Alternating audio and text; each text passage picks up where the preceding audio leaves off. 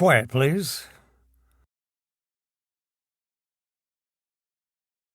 Quiet, please.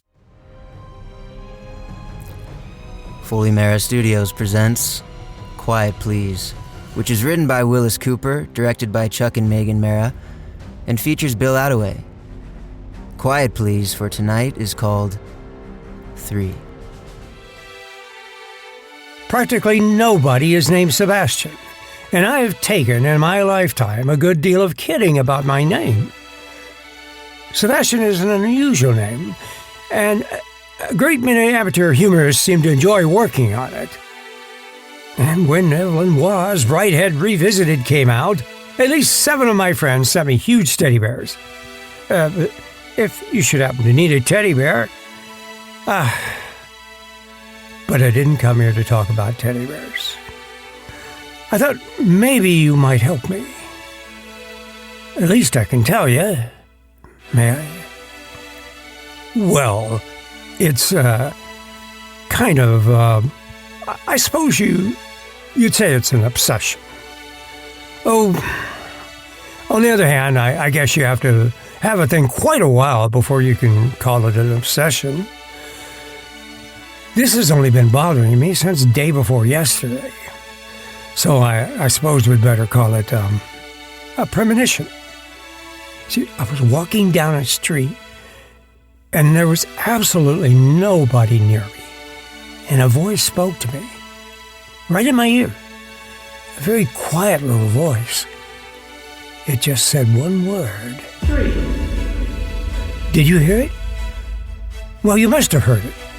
What was it? I tell you, there wasn't anybody near me. There wasn't anybody within a block of me. Well, I thought then I was, hearing things. You know how it is. You think you hear your name called or something, and it's just some kind of subconscious thought that jars its way into whatever you're thinking of, and, well, maybe it isn't either. Maybe somebody does call your name somewhere. Oh, I don't know. I suppose I might have forgotten it, except for one thing. I walked on down to the office, and I went into the lobby. I stood in front of the elevator. Door opened finally. I got in. A woman got in behind me. She stood right in front of the door, in the middle of the car. The operator started to close the door, and the woman spoke. 3. And it suddenly came to me. It was the same voice. And I was suddenly seized with the most dreadful fear I've ever known. I scrambled past the woman as the door drew together. Hey, look out, mister! What do you think you... Let me out! Just let me out! Oh, for Pete's sake, make up your mind, will ya? I stood panting in the corridor, watching the indicator above the door as the car went up. 2, 3...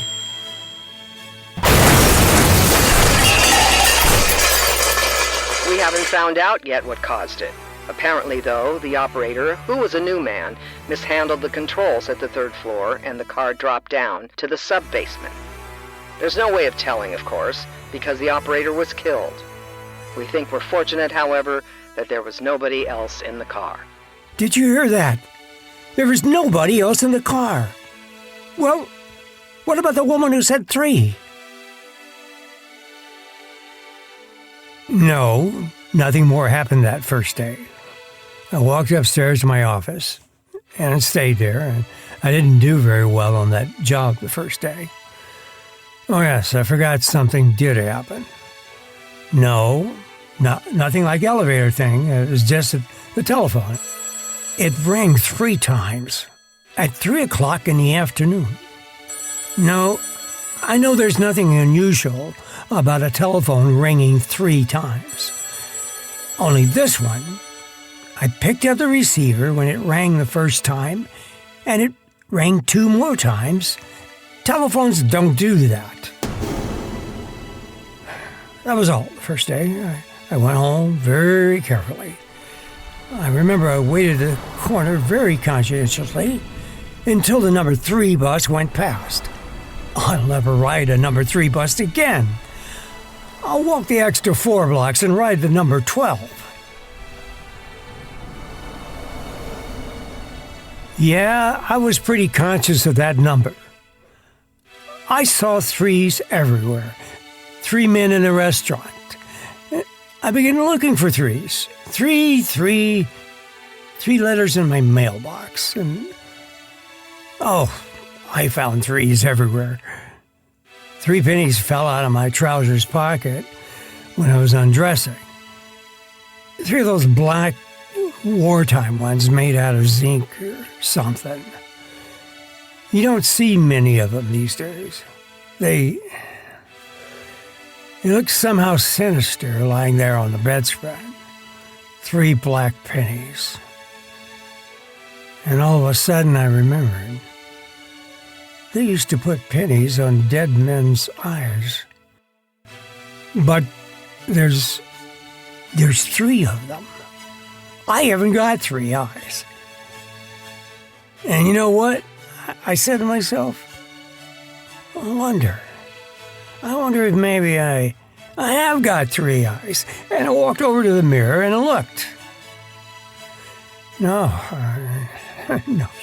I haven't gotten 3 eyes. But you see what a thing like that can do to you? Well, that settled it. I went in the bathroom and I took down the pills and I took 3 of them. I remember just as I was drifting off that 3 pills were enough to put a man to sleep permanently. But I couldn't do a thing about it then. Oh no, I didn't go to sleep permanently. I woke up. You guess what time?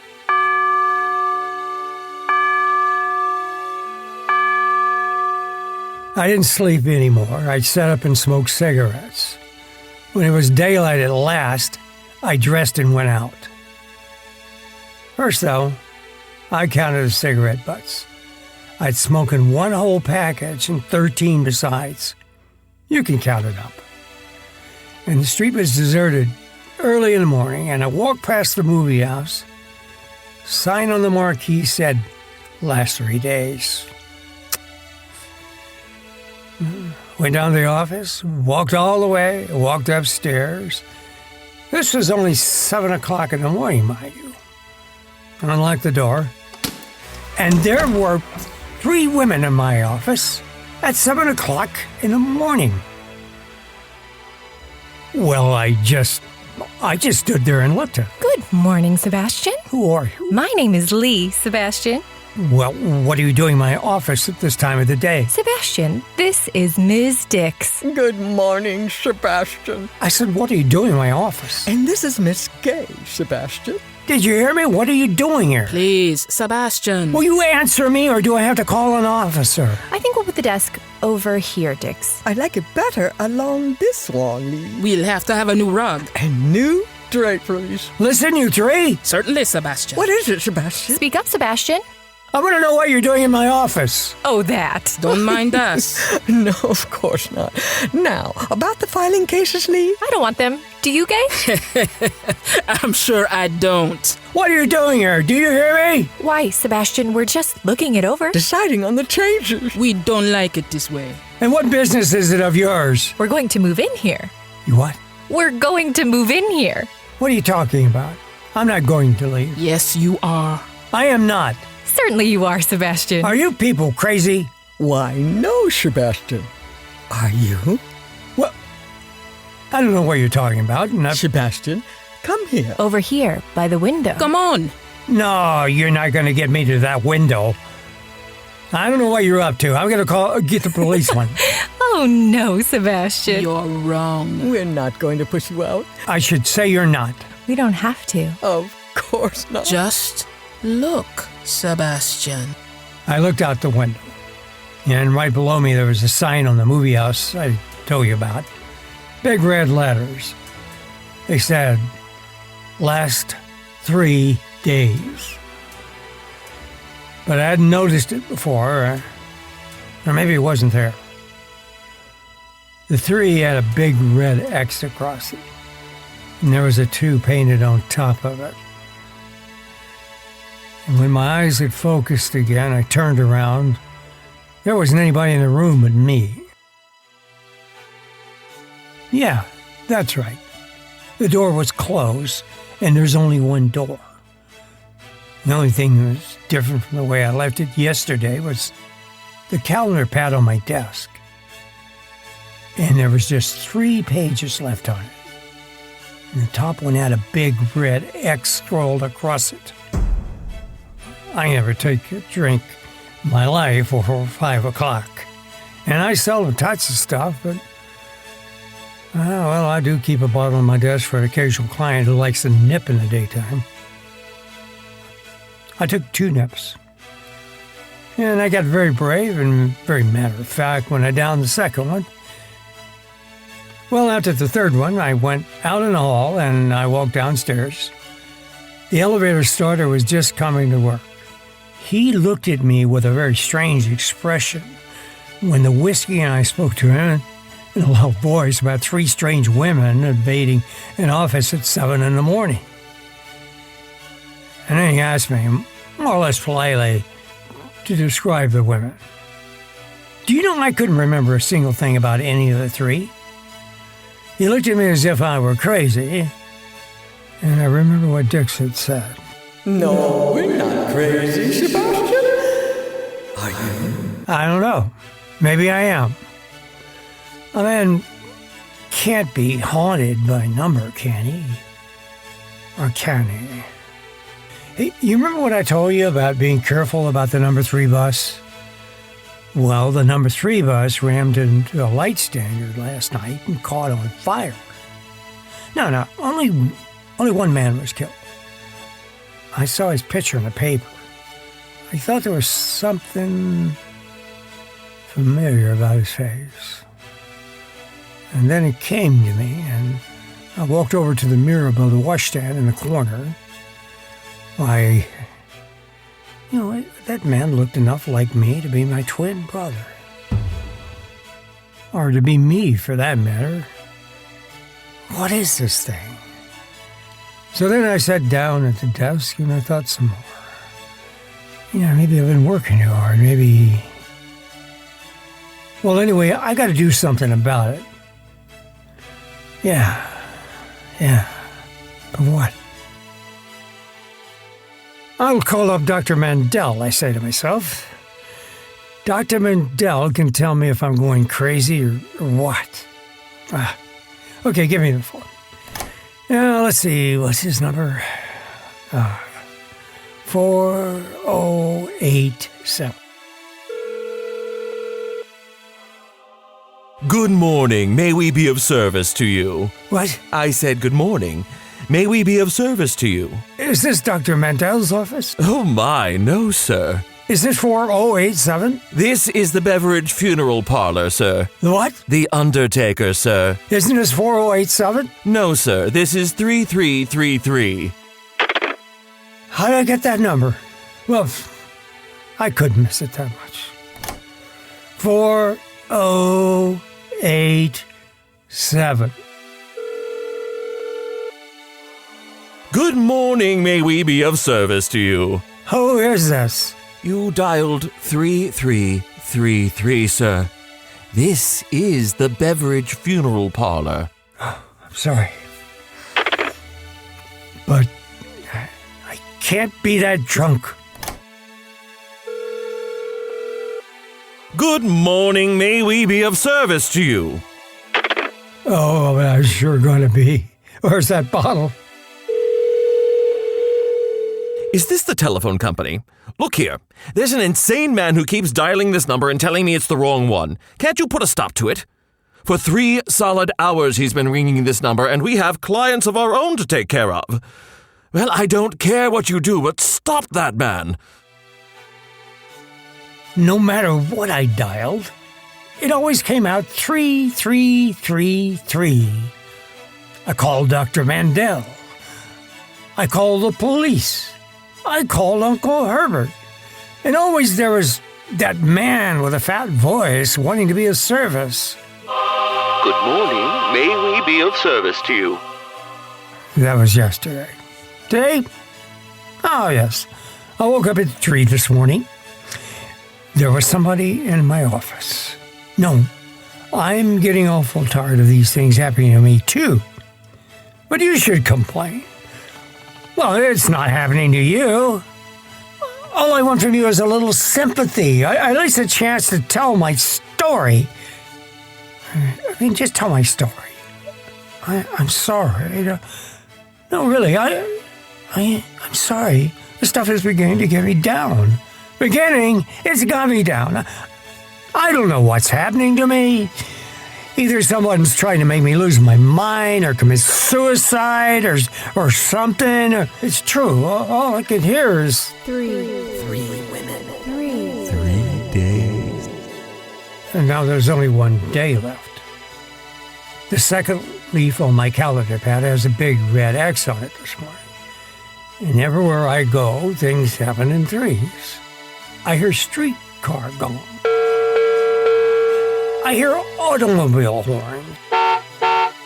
I hear knocks on doors. I hear noises in my head. And all of a sudden, I remember I heard on the radio that there's going to be a radio program tonight called 3. What are they doing to me? Help me, please. Do something. Please. Please. Do you hear that? Do you hear the way I'm talking? Do you hear me? Sebastian. Look, I can't stand any longer. I've got to do something. Well, it'll be 3 o'clock in just a little while, and I know that's going to be the deadline. Well, I know it. So do you know it? Don't you? Who is it that hates me? Who is it that's going to get me? Is it you? All right. I know what I'll do. I'm going in here. I'm going to have a drink. You stay out there, all 3 of you. I walk inside. The bartender is standing behind the bar. Hello, bartender. Hello, Sebastian. How did you know my name? Why, you told it to me. I did? When did I tell it to you? Why, last night. Last night. I wasn't here last night.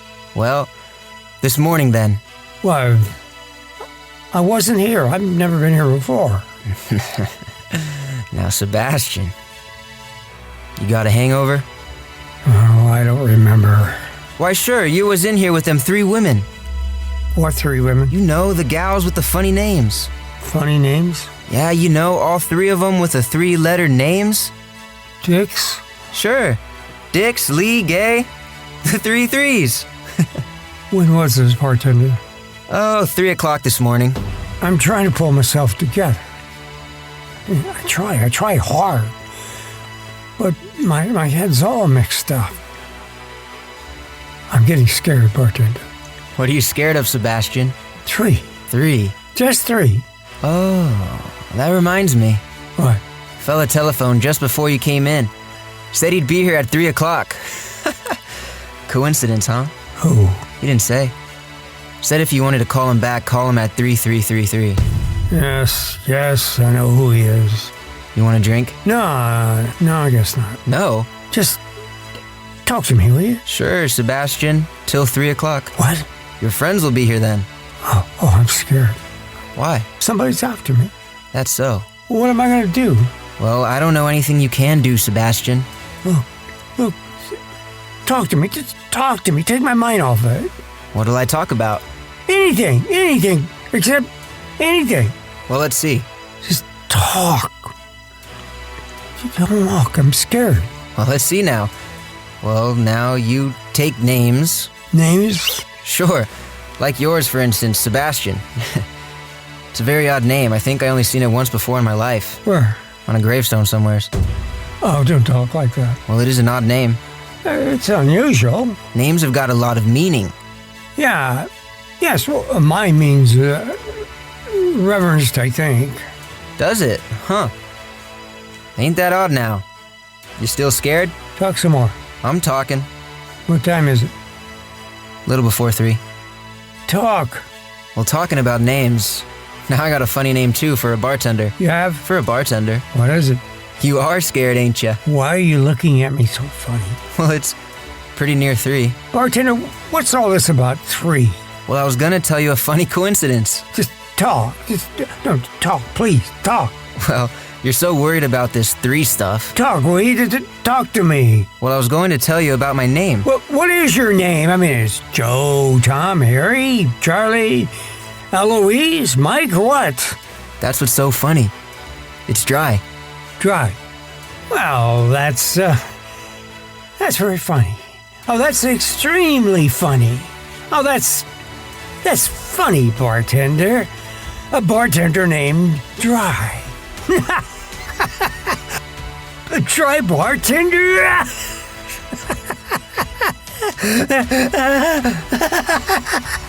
Oh, sure, that sure is funny. Yeah, but of course that ain't the way you spell it, see? What? No. You see, it's a German name. It is?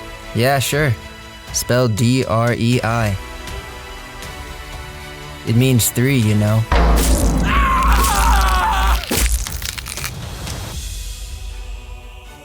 No more 3.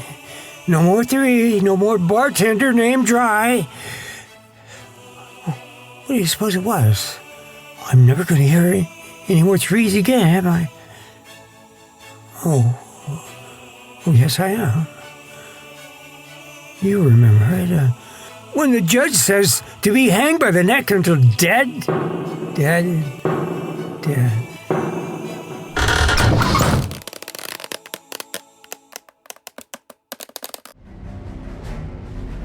You have listened to Quiet Please, which is written by Wyllis Cooper and directed by Chuck and Megan Marra. The person who spoke to you was Bill Attaway. And others who played in tonight's story were Kat Hammons, Todd Gajdusek, Susan DeMonte, Marra Morrell, and Anton Frater. Now, for word about next week's Quiet Please, here's our director, Chuck Marra. Next week's Quiet Please story is about a woman and a murder, and it's called Inquest. And so until next week at this time, I am quietly yours, William Attaway. Quiet Please comes to you from Los Angeles and is produced by Foley Marra Studios.